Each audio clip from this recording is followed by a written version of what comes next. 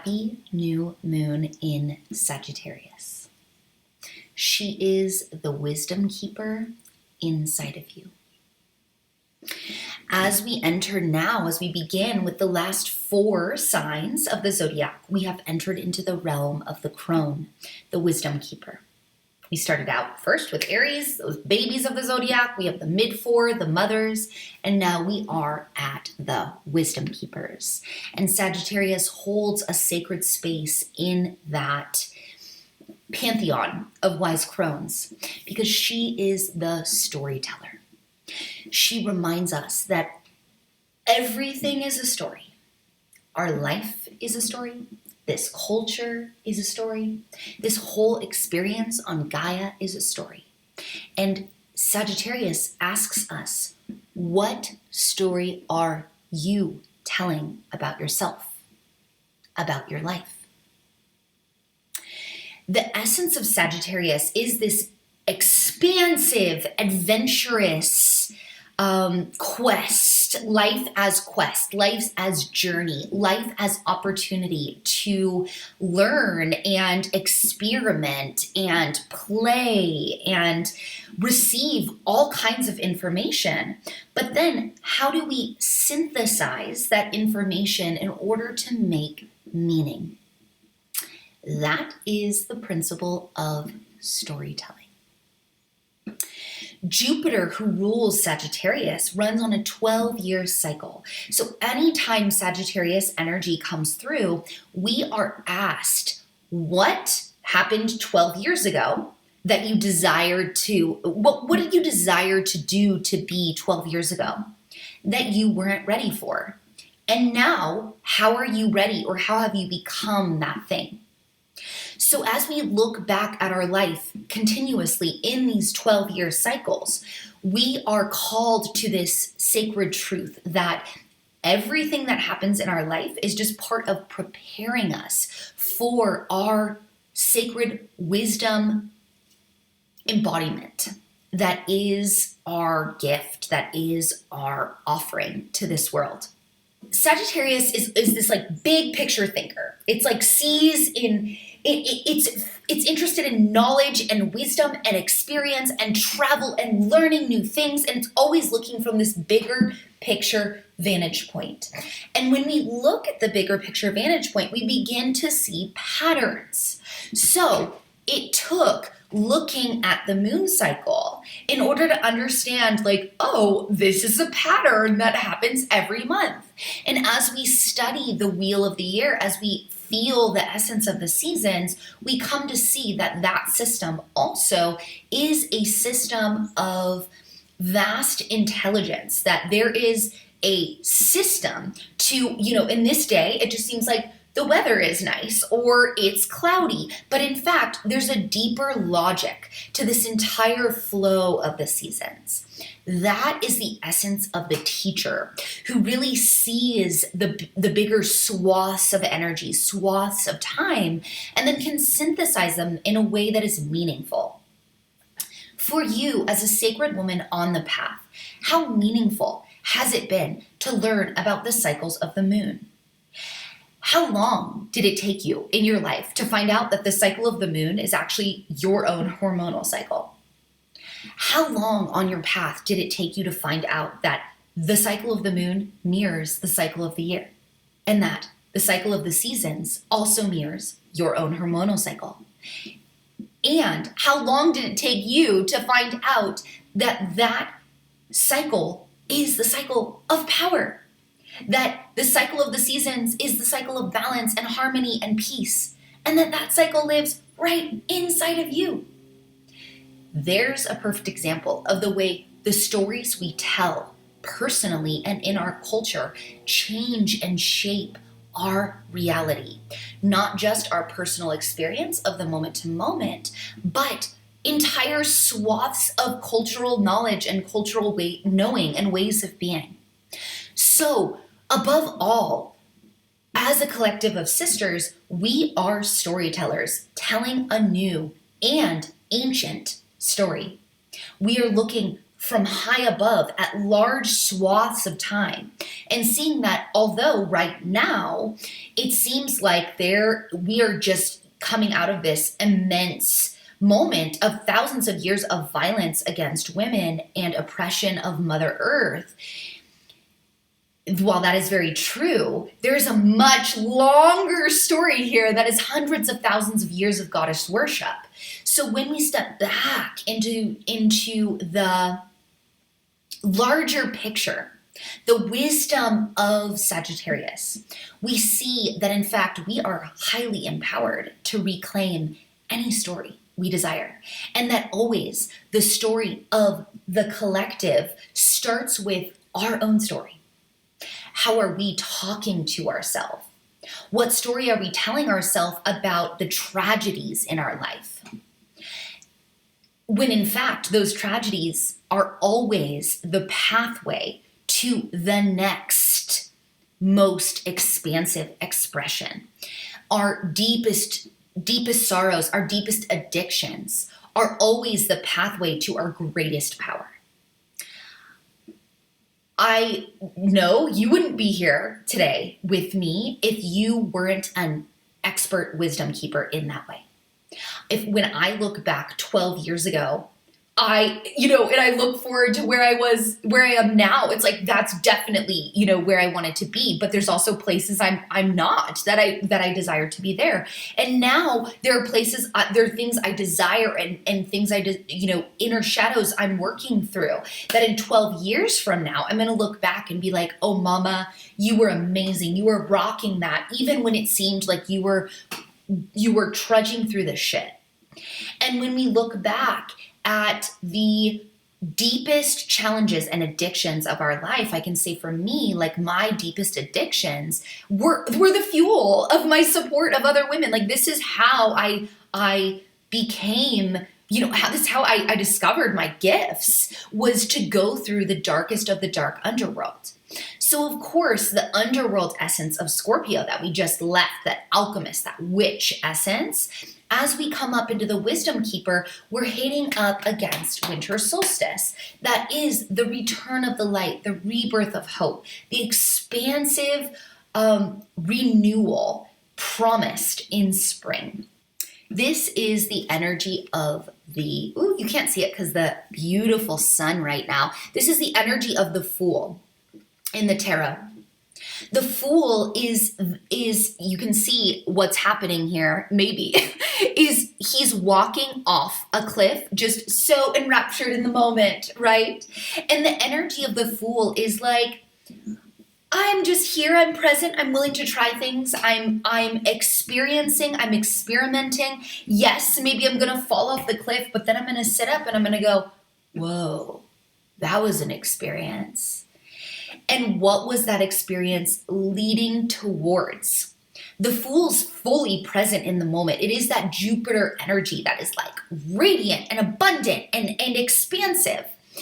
The energy of the planet Jupiter, it is the largest planet in our solar system, and it emits more radiation than the sun.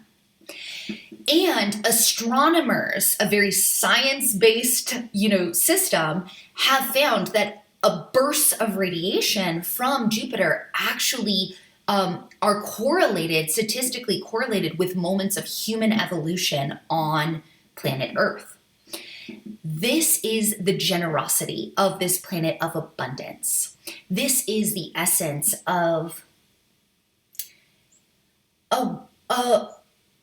that abundance breeds abundance. So however we are looking at our life, whatever stories we're telling about our life, whatever recurring patterns we're carrying about who we are and how messed up things are, or how every challenge is actually leading us to the next best thing, this dictates our future. When we are in a space of internal abundance, an attitude of internal abundance, we are gifted with more of that which we desire, that which we are celebrating. Again and again, we return back to that foundational principle: where energy goes, attention. Where attention goes, energy flows. So it's no surprise that Sagittarius begins right at the cusp of that Thanksgiving portal or the final harvest. When we celebrate our abundance, it brings more abundance. That is part of the magic of Sagittarius, the storyteller.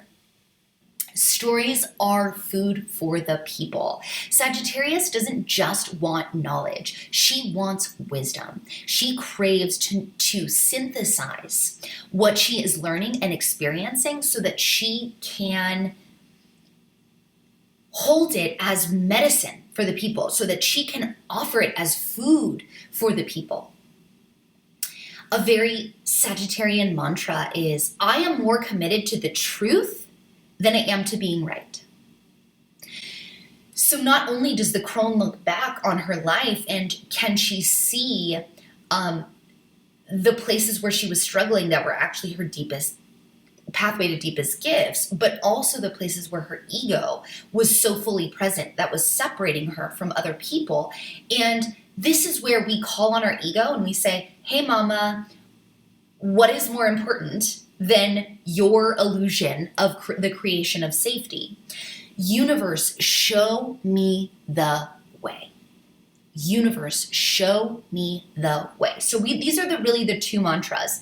I am more committed to truth than I am to being right, checking the ego. And then universe, show me the way. This prayer, universe, show me the way. I don't know how to do this. I'm open. I'm curious. This openness and curiosity. The secret to prayer is forgetting what we think we need. This is the pathway of wisdom versus I know I need this much money, so let me get this new job. Well, what if there's an easier, better, more fortuitous path that benefits your family and yourself more? So the secret to prayer is forgetting what we think we need. Sagittarius is always that wild gypsy and that horse that is running free. They do not like to be fenced in. And they carry that desire for freedom and truth and mind expansion. And as a result, of course, they are the teacher essence. You are speaking to a Sagittarius sun right here. So I carry that essence of the storyteller, the teacher, so strongly in my bones, that truth seeker. I choose again and again what story empowers me in my life. How can I reframe what's happening? How can I reframe the negative mindset of the family I was born into? How can I reframe the addiction that I was born into to actually see it as my greatest gift, my greatest power? This is the wisdom keeper. And as we move into these signs of the crone, we are really gifted for these next 4 zodiac cycles, these next 4 moon cycles, with this higher picture of what we came here to do. Because if we think about the crone looking back at her life, she's looking back and she's looking at all the times you were struggling and suffering, and she's like, oh mama, you were so perfect. How didn't you see that you had everything you needed? How didn't you see that this was actually the path to your greatest offering? So that wisdom of the crone is what we are working with now. She always has 1 foot beyond the veil and 1 foot in the physical world, in the 3D. And so it gives her that bigger picture view of what is most important, what is most valuable. I'm going to speak this poem from Maria Baranowska, who was one of the most amazing books on herbal alignment to seasonal wisdom. And she's talking about the essence of the crone here. When I die, let me be the most delicious cosmic compost for the earth. I see the stars in my bones returning to the darkness of her microcosmic flesh. One day I will be good food. For now, I will continue digesting the currents from heaven and earth, making myself delicious. And of course, what she's talking about here is how our life experience is building wisdom in ourselves, and that we are in training to be good ancestors and good elders, true elders for our culture, which are really, of course, the foundation. Elders are the foundation for running a society from a place of wisdom. The death card is what she's talking about. Ooh, can we get it? The death card in the tarot isn't like, oh shit, right? It's like, oh, you're being asked to release something so that you can step into greater rebirth. Do you like that story about the death card? If so, take it and run with it. Now, in terms of our goddess of Sagittarius, I call on Urania, who is one of the 9 muses of Greek mythology. And she rules the astrology and the wisdom of the stars, astronomy. And she really reminds us that although maybe we can know everything about the stars, we can know everything about our field of work. Ultimately, there is a bigger, deeper knowledge there's bigger, deeper wisdom to be synthesized than just knowing the thing. Knowing the thing without the life experience, without embodying it, without going through the trials and tribulations does not give us the medicine we need to be the wisdom keepers, the true elders for our culture. And Sagittarius being about this bigger picture, Urania adds the dimension of really looking she has a crown of stars on her head and a compass in her hand that leads and guides us. And this wisdom of the stars is the passion of knowing that we can know all the astronomy, right? But the astrology of what she also rules is this kind of, it has to be embodied. Like, it's about the human experience. It's about applying the knowledge to what we know and knowing that intuition, imagery, myth, and archetype and our own dreams are the ways we uplift ourselves, not by knowing just the science, but by feeling the bigger picture essence of the knowledge. The knowledge is here to guide us deeper into our own unconscious so that we can be inspired. Our soul is inspired. We're not just using our mind, but our soul and our mind are working together. This is the pathway of wisdom.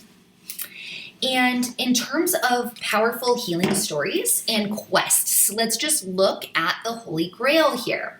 So this, I know I'm like working with the sun right here, but this is the Holy Grail, the cup full of immortal blood that grants all wisdom. And this is the uterus. This entire book, Womb Awakening, talks all about it's not even in the title. It's not in the title, but it's really about the mythology of the Holy Grail. And that, in fact, if we go back and we look at that mythology, what we see is that again and again, these references are being made to the womb. Like, really, the womb is the Holy Grail. The moon blood, the sacred portal between the other world and this world that is the womb, is the invitation to true wisdom. Do you like that story? Or do you prefer the Holy Grail story that has all the blood and gore and all the men just trying to find this elixir of immortality, which is the skewed version, that it's a patriarchal version, right? The way that the Holy Grail stories got translated. What story empowers you? There you are, Sagittarius, choosing your reality. The last piece here about Jupiter is that it is so big. It's always, whatever it touches in your chart, like, it makes bigger. It exaggerates, it expands. So it tends to overdo, overeat, overwork, overconsume. And so the wisdom of Sagittarius is she who actually tries things. So maybe she goes full deep into like the party phase, and then she goes full deep into the monastic phase. And then ultimately the wisdom keeper finds that midpoint between the two, the middle road, the middle path, instead of excess on either side. This is the power of the balance of Sagittarius coming into her full expression as wisdom keeper, which is also, of course, balance keeper. And as we study the logic of story, we see that when we really break down story, it's known that there are 5 acts in a full story arc. Tragedies only have 4 acts, whereas comedies have that final act that is like, oh, all the tragedy happens, and then you look back and you're like, oh, I get it. And so there is a saying amongst comedic playwrights, which is like, after a tragedy, it's like, hey, storyteller, get back here and finish that story. And this is a reminder to us that whenever we're in the doom and gloom storytelling about what's happening on our planet right now, we call ourselves back and we ask ourselves, what is the 5th act? How are we going to turn this around? And how are we telling the story from 100 years from now? How are we telling the story 1,000 years from now? And how can we stay focused on that story, on that vision? So let me wrap by telling you a story about 1,000 years from now. We live in a culture where elders run, true elders, wise elders who have synthesized and harvested the gifts of their life are the ones who are in power, making decisions based on the sacredness of all life. This is the story that we are telling. Let's stay anchored on that as we cultivate our own inner wisdom keeper essence. Honoring you, Sagittarius wisdom keeper, remember this sacred mantra. I would rather be in truth than be right. And also ask, ask, ask. Universe, show me the way. The knowledge is limited. The wisdom is when we surrender. We keep seeking, learning, growing, expanding, exploring on this caravan of life, this never-ending quest. But we surrender our need to know, our need to be right. And we just ask, universe, show me the way. Blessings on your new moon.